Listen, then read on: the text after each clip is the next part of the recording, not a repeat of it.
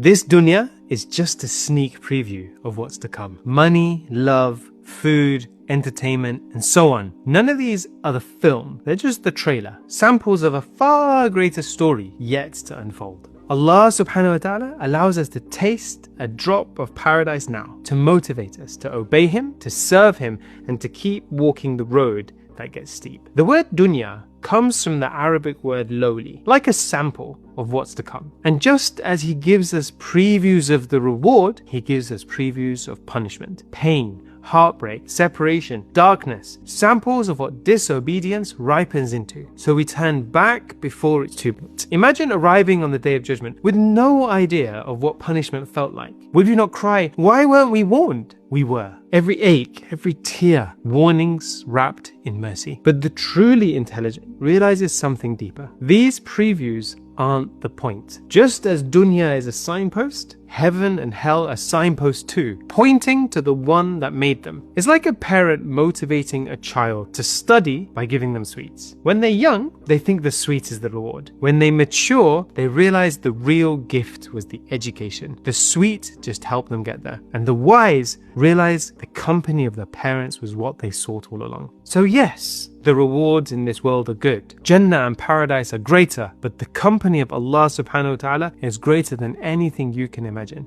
By His mercy, Allah subhanahu wa ta'ala will still reward us for worshipping Him for Jannah, because it shows a trust in His promise. But we sell ourselves short if we stop there. Even the name for the next life, Al-Akhirah, literally means the other one. And the word for paradise? Jannah. It comes from the root meaning to hide, as it hides the true thing we should be seeking, Allah subhanahu wa ta'ala. True pleasure don't lie in created things, but with the Creator. The dunya, Jannah, even hellfire all exist to show us what the presence and absence of Allah subhanahu wa ta'ala feels like. Allah confirms this for Sayyidina Abu Bakr, speaking of his intention behind the good deeds that he did, saying, وَمَا لِأَحَدٍ عِنْدَهُ مِن نِعْمَةٍ تُجْزَى إِلَّا ابْتِغَاءَ وَجْهِ رَبِّهِ الْأَعْلَى وَلَسَوْفَ يَرْضَى.